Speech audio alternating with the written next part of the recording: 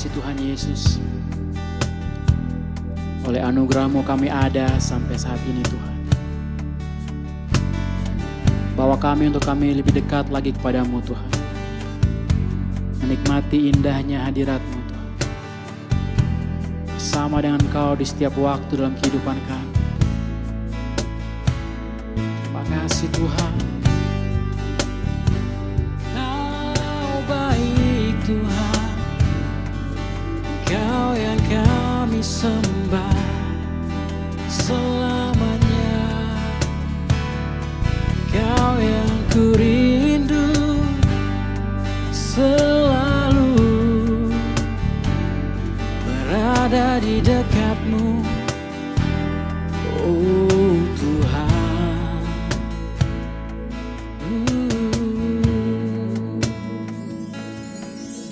Rindu selalu bersama-Mu, tinggal di dalam kediaman-Mu, oh Tuhan. Sebab ku sukai hadirat-Mu, tak ingin ku terpisahkan dekat dengan-Mu. Itu yang ku rindukan,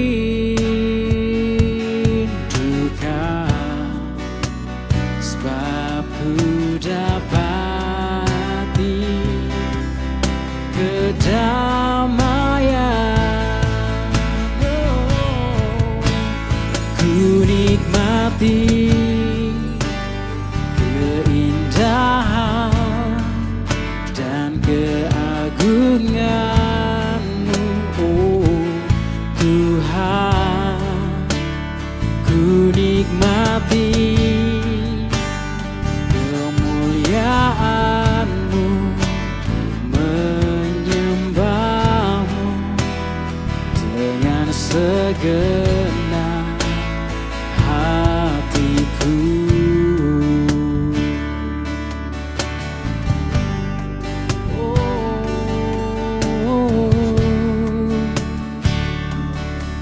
Ini kerinduan kami Tuhan.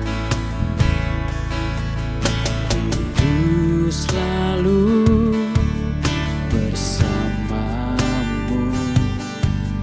tinggal di dalam kediaman-Mu, oh Tuhan. Sebab ku sukai hadirat-Mu,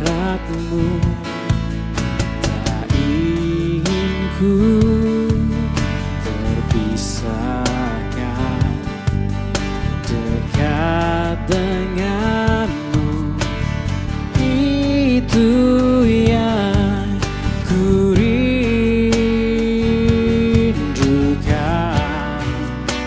sebab ku dapati kedamaian. Ku nikmati keindahan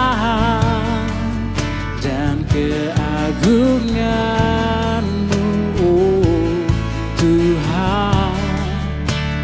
Ku nikmati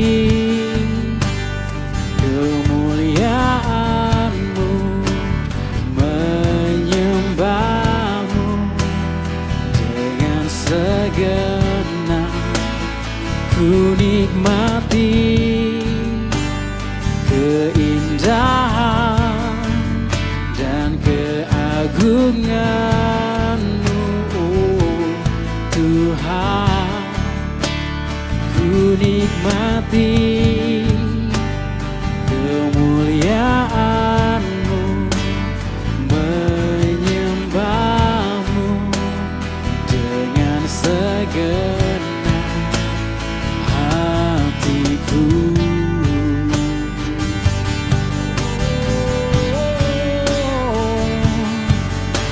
Segenap hatiku menyembah-Mu Tuhan. Kau yang layak, Kau yang layak disembah. Engkau Yesus Tuhan yang layak disembah. Kau ku tinggikan, Engkau saja Tuhan yang layak ku agungkan. Terpujilah nama-Mu, oh Tuhan. Terpujilah Engkau Yesus. I sing praises to your name, oh Lord.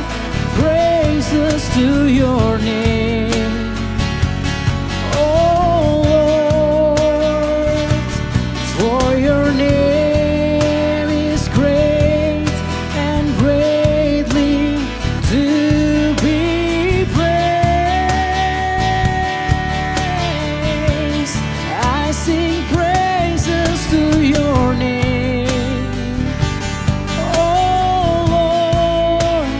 Praises to your name, oh Lord. For your name is great and greatly to be praised. Oh, for your name is great and greatly to be praised. For your name is great and greatly to be praised.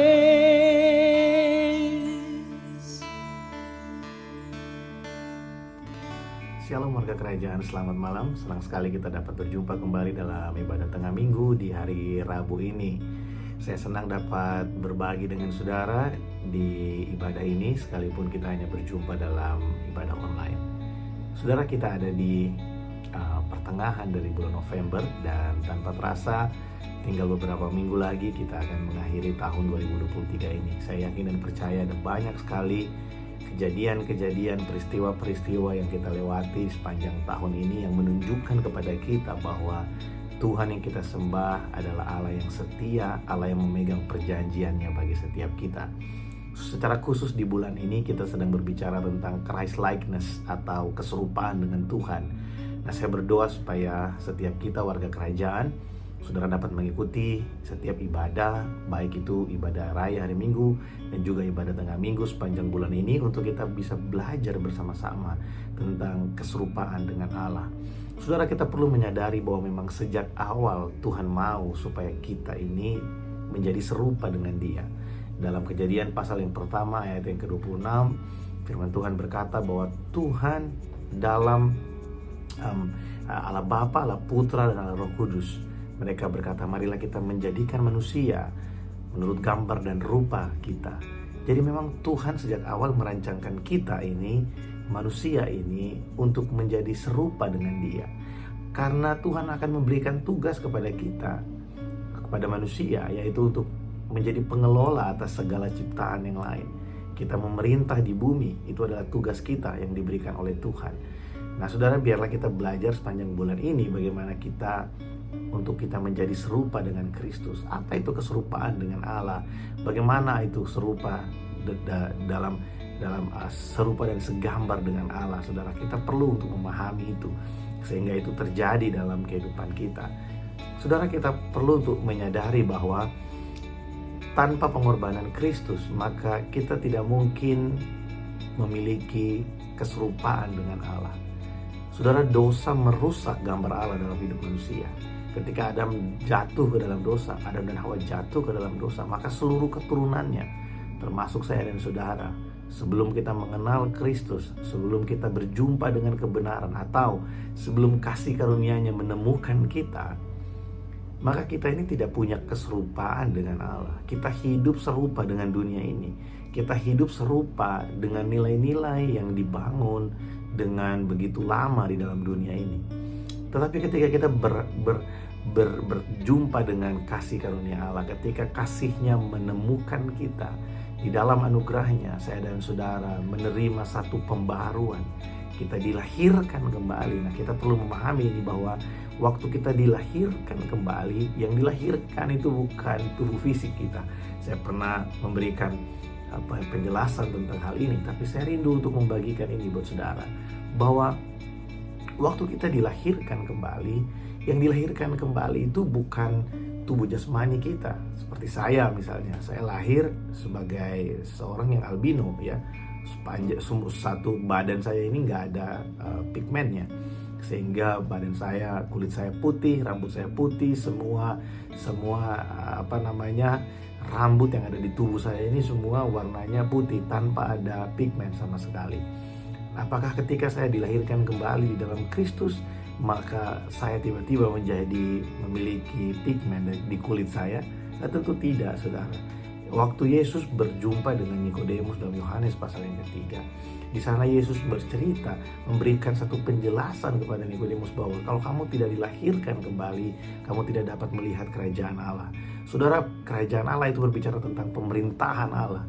Nah, jadi dari sini kita akan memahami bahwa tanpa kita berjumpa atau ditemukan oleh kasih-Nya, oleh kasih karunia Allah yang menyelamatkan kita di dalam Yesus Kristus Tuhan dan melahirkan kita kembali. 1 Petrus 1 ayat 23 bilang bahwa kamu dilahirkan kembali bukan dari benih yang fana, tapi dari firman Allah yang hidup dan yang kekal.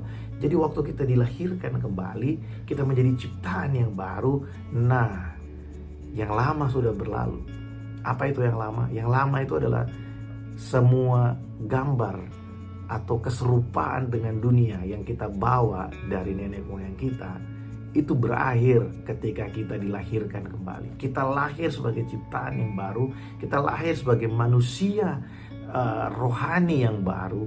Dan kita memang masih tinggal di dalam tubuh yang sama, tapi roh kita dilahirkan kembali dan kita memiliki keserupaan dengan Allah. Nah, sampai di sini dulu kita belajar sebelum saya lanjutkan bahwa keserupaan dengan Allah itu dimulai dari apa yang ada di dalam kita. Keserupaan dengan Allah dimulai dari apa yang tidak kelihatan di dalam kita. Makanya yang tidak kelihatan itu harusnya yang duluan berubah, bukan yang kelihatan, saudara. Waktu kita mengalami kelahiran kembali, yang berubah itu adalah keinginan kita, kerinduan kita. Lebih dalam lagi, tujuan hidup kita berubah. Sebelum kita dilahirkan kembali, kita mungkin punya tujuan hidup untuk menjadi orang yang paling kaya, yang paling berhasil. Mungkin kita pernah direndahkan, keluarga kita mungkin pernah dihina, pernah mengalami satu penindasan, dan kita memiliki satu niatan untuk balas dendam dengan keadaan. Saudara, ya itu adalah sifat-sifat dari kehidupan lama, sifat-sifat yang sama dengan dunia ini. Itu serupa dan segambar dengan dunia. Tapi ketika kita dilahirkan kembali, maka tujuan hidup kita berubah. Tuhan kasih kita tujuan yang baru, yaitu supaya dalam keserupaan dengan Dia, kita berkuasa atau memerintah di bumi. Kita mengelola semua ciptaan yang ada di bumi. Jadi bukan soal balas dendam, bukan soal kita jadi besar, jadi kaya, paling hebat, tapi di mana Tuhan tempatkan kita. Mungkin Tuhan tempatkan kita, Tuhan kasih kita satu tugas untuk menjadi perwakilannya, menjadi representasinya Dia, menjadi gambar dan rupa Tuhan, bukan di tempat yang kita suka. Ada orang yang suka kalau ditempatkan, dipercayakan di posisi-posisi yang terlihat di depan orang, menjadi seorang pemimpin misalnya. Ya, ada orang yang senang untuk menjadi seorang pemimpin, menjadi seorang yang diidolakan misalnya. Ada orang yang memang senang, dan kalau itu sesuai dengan panggilannya, sesuai dengan destiny yang sudah Tuhan tetapkan buat dia akan berhasil di sana. Saudara bayangkan, ada orang-orang yang dipakai Tuhan, yang diberi tugas Tuhan menjadi gambar dan rupanya Allah, menjadi representasinya Tuhan, ya, di dalam kantor sebagai seorang bawahan atau sebagai seorang staff, bukan sebagai seorang manajer.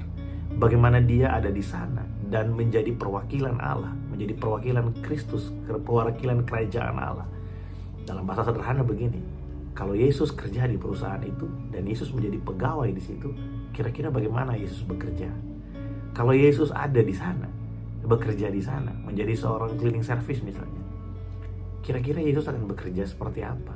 Kira-kira bagaimana sikap Yesus ketika dia menjadi seorang pramusaji, ketika Yesus menjadi seorang cleaning service, atau mungkin ketika Yesus menjadi seorang orang tua yang sudah memiliki anak, bahkan cucu, dan menikmati hari tua.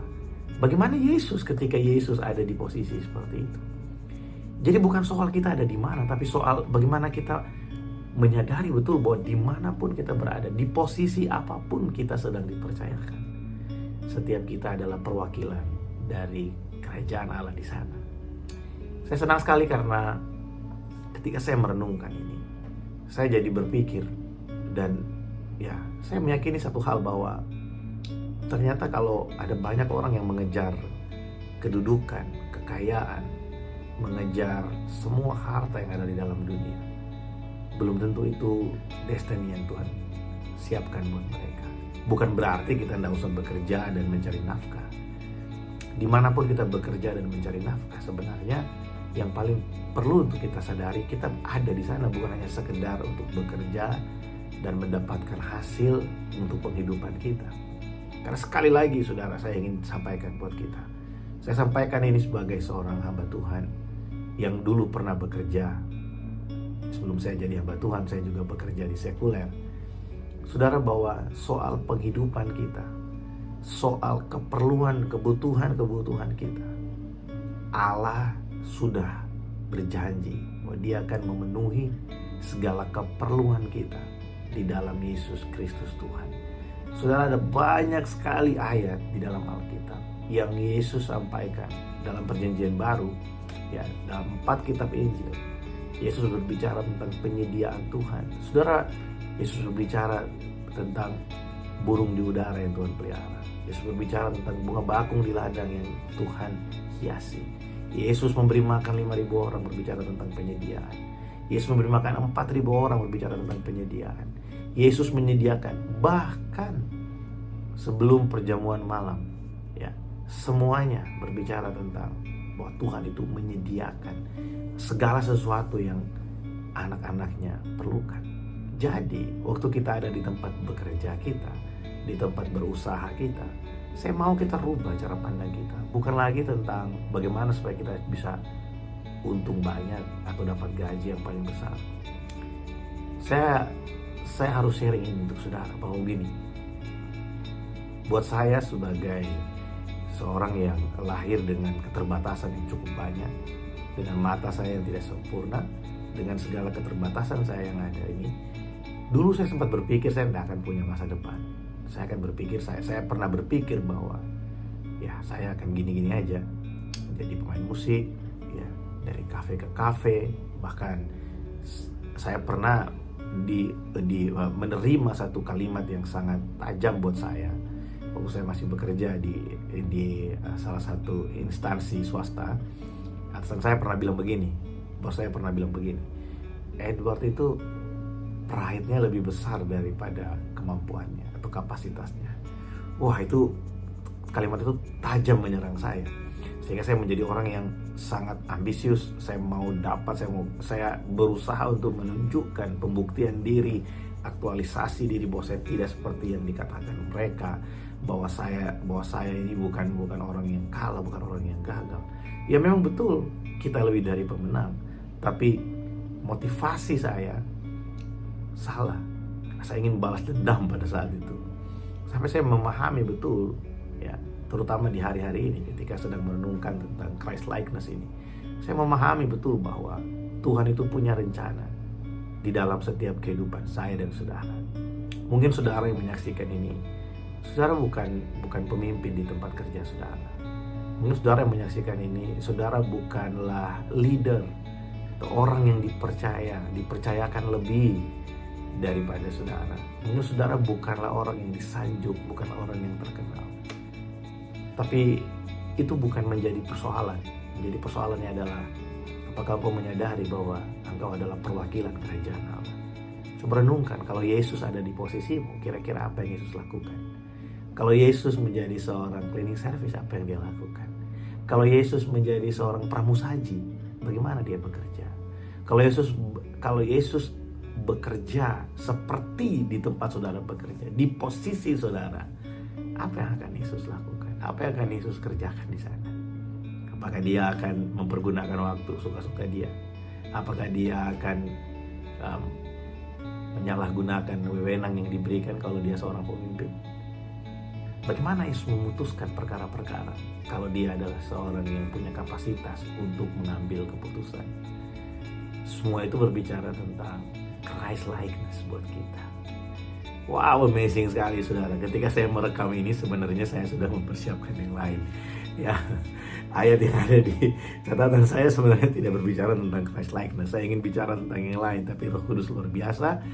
Saya akhirnya sharing ini buat saudara, ya. Dan saya akan teruskan ini beberapa menit lagi. Saudara, bahwa memang Tuhan itu luar biasa buat kita. Saya merenungkan kembali, ya, khususnya di akhir tahun ini, tahun 2023, untuk saya dan keluarga bukan tahun yang mudah buat kami. Kami harus 2 kali pindah rumah di tahun ini, ya. Saya baru pindah rumah. Kalau saudara lihat latar belakang ini baru seminggu, ya, 2 minggu saya ada di sini di tempat ini.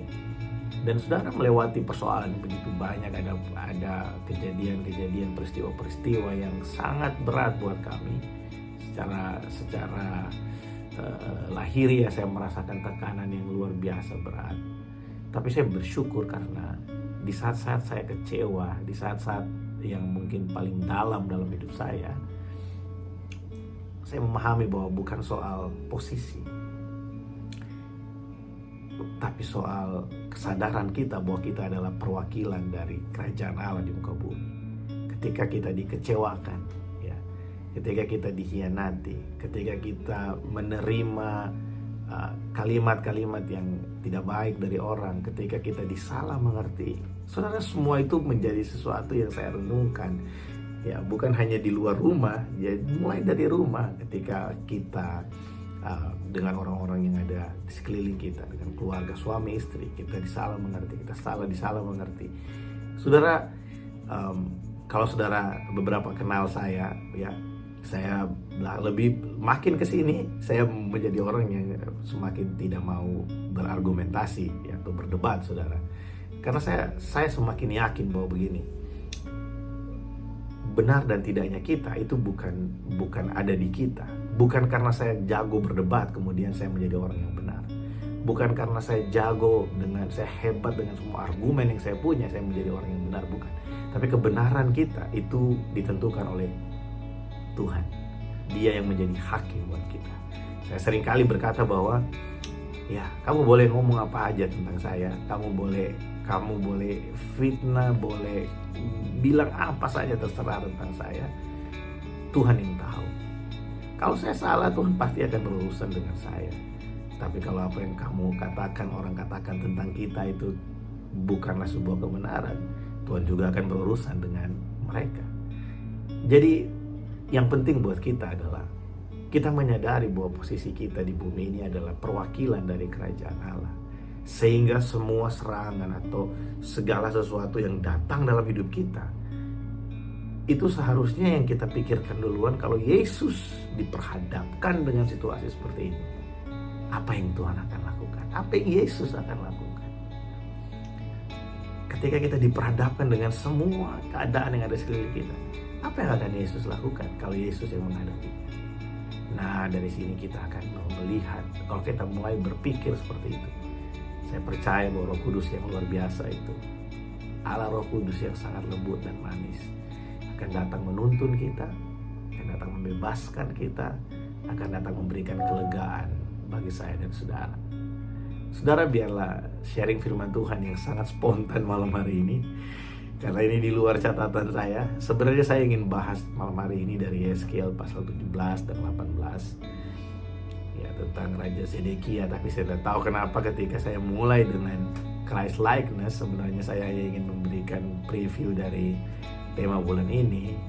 tapi Tuhan menggerakkan saya untuk bisa berbicara ini buat saudara. Mungkin ada di antara saudara yang sedang memerlukan ini. Saudara, mari ambil waktu ini. Kalau engkau terlalu banyak menghabiskan waktumu mengejar cita-citamu, coba tanyakan kembali, coba renungkan kembali. Sudahkah engkau mengerti bahwa dimanapun engkau berada, engkau adalah perwakilan kerajaan Allah? Saya percaya sekali bahwa promosi datang dari Tuhan. Saya cerita sedikit, saudara. Ya, kenapa saya bilang promosi datang dari Tuhan tuh karena begini. Ada banyak orang ingin jadi pemimpin, ingin jadi orang yang paling di depan, yang paling hebat. Kita lihat ada banyak, mungkin kita kenal beberapa orang yang punya kapasitas yang sangat besar, punya kemampuan yang sangat luar biasa, tapi mereka nggak pernah dapat kesempatan untuk memimpin. Ada juga orang yang sebenarnya kita lihat kemampuannya biasa-biasa aja, tapi kok tiba-tiba dipilih atau terpilih atau diangkat, dipercayakan menjadi seorang pemimpin. Saya semakin yakin bahwa memang Tuhan itu menyediakan promosi. Ya, promosi itu datang dari Tuhan, saudara. Sekalipun kita udah siap dengan segala hal yang kita punya. Saya kenal beberapa orang, mereka kuliah sampai PhD di luar negeri, di Amerika, di Eropa. Mereka kuliah sampai tingkat yang paling tinggi dan paling pintar, ya, secara ilmu pengetahuan. Tapi ada beberapa, mungkin bisa saya katakan banyak, karena lebih dari 7 yang saya kenal yang seperti itu. Pada akhirnya, ya seharusnya untuk level yang seperti itu bisa dapat pekerjaan atau posisi yang lebih tinggi dari yang mereka kerjakan hari ini. Tapi ada juga orang yang bahkan tidak lulus kuliah, bahkan yang mungkin sekolahnya tidak begitu tinggi, persiapannya tidak begitu banyak, tapi kok dipercayakan hal-hal yang besar. Dari sini saya tahu bahwa memang Tuhan itu menyediakan promosi bagi anak-anaknya, bagi setiap orang, untuk menempatkan orang-orang itu di posisi-posisi yang Tuhan mau mereka ada di sana sebagai perwakilannya di sana. Bukan berarti saya berkata seperti ini kita nggak usah melakukan aktivitas, kita tidak usah bekerja dengan sangat baik, kita nggak usah bekerja dengan baik. No, kita harus bekerja dengan baik. Kalau ada kesempatan untuk kita mendapatkan promosi, ambil itu. Mungkin itu caranya Tuhan untuk mengangkat kita. Ada cara Tuhan untuk mengangkat kita dengan kita menunjukkan performance kita. Tapi kita juga nggak bisa tutup mata, ada cara Tuhan mengangkat seseorang. Ya, itu adalah privilege-nya Tuhan. Ya, saudara, saya waktu dihubungi oleh Gembala Rayon kita, Bapak Pendeta Hari Pujo, saya adalah waktu itu sudah menjadi seorang pemimpin di tempat di gereja lain, di gereja lama saya, sedang merintis satu pelayanan di Singapura waktu itu, ya. Dan ya, kalau mau jujur, itu adalah pengalaman pertama saya di Singapura, itu menjadi seorang pemimpin di gereja, secara khusus handle satu cabang gitu, saudara, satu cabang gereja. Wah, itu buat saya juga waktu saya dipercayakan itu, saya juga kaget kenapa saya, karena pada saat itu ada beberapa kandidat yang lain yang sebenarnya lebih punya pengalaman dari saya untuk bisa memimpin, tapi Tuhan percayakan saya. Nah, kemudian ketika saya berdiskusi dengan Bapak Pendeta Hari Pujo, kami berbicara dari hati ke hati, dan akhirnya saya mengiyakan untuk datang ke Malaysia. Saya pun awalnya kaget juga melihat keadaan gereja pada saat itu. Dan saya berpikir, Tuhan, apakah saya mampu untuk bisa terus ada di sini? Karena waktu itu saya belum punya visa untuk tinggal, saya masih harus pulang pergi. Kalau di atas kertas kemampuan saya sangat terbatas, saudara. Kemampuan saya sangat-sangat terbatas. Ada orang yang mungkin lebih lama dari saya untuk passing, masuk keluar Malaysia, Indonesia. Ya, tapi saya mengalami itu dari 2017 sampai 2020, saudara. 3 tahun saya pulang pergi. Ya. Tapi melalui proses-proses yang panjang itu, setelah pandemi, hari ini saya bisa kasih tahu saudara bahwa saya ini tidak punya kemampuan yang besar, yang cukup untuk bisa dikatakan saya layak untuk memimpin. Tapi saya bersyukur untuk kesempatan yang Tuhan berikan.